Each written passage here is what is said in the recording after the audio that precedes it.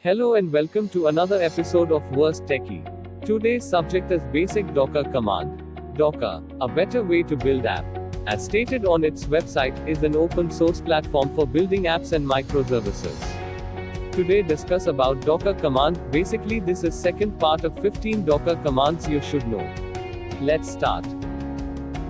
Docker info. This command displays system-wide information regarding the Docker installation. Information displayed includes the kernel version, number of containers and images.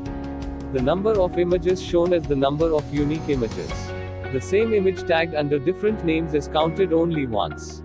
Depending on the storage driver in use, additional information can be shown, such as pool name, data file, metadata file, data space used, total data space, metadata space used, and total metadata space.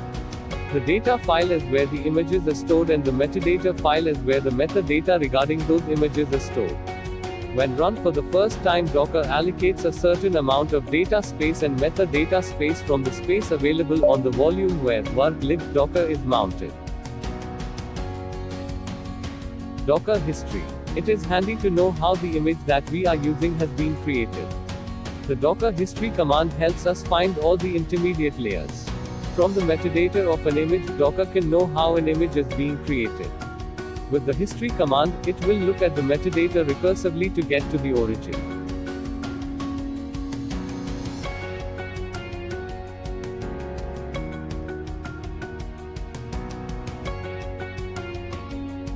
Docker inspect. Docker inspect is a command that returns detailed, low-level information on Docker objects.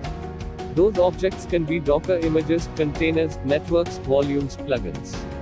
This is most important command for Docker administrator. This demo will show you how to operate Docker inspect command.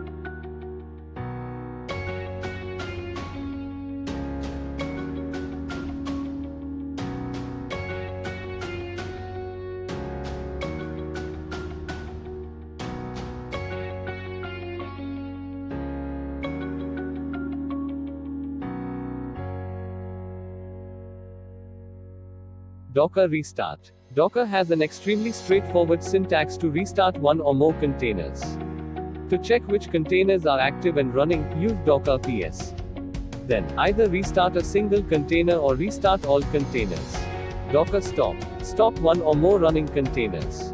The Docker stop command attempts to stop a running container first by sending a SIGTERM signal to the root process PID1 in the container.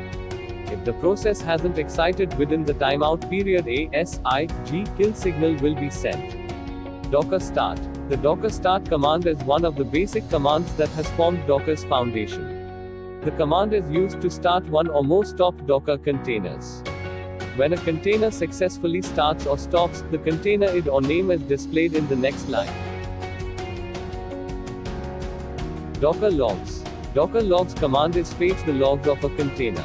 The Docker logs command shows information logged by a running container. The Docker service logs command shows information logged by all containers participating in a service. The information that is logged and the format of the log depends almost entirely on the container. Docker top. Docker top command is display the running processes of a container. Docker stop command allows users to display the PS output for the main process of a given container ID or name. It's handy because it returns information about containers running on remote daemons as well. In this demo, I am running ping command into the container.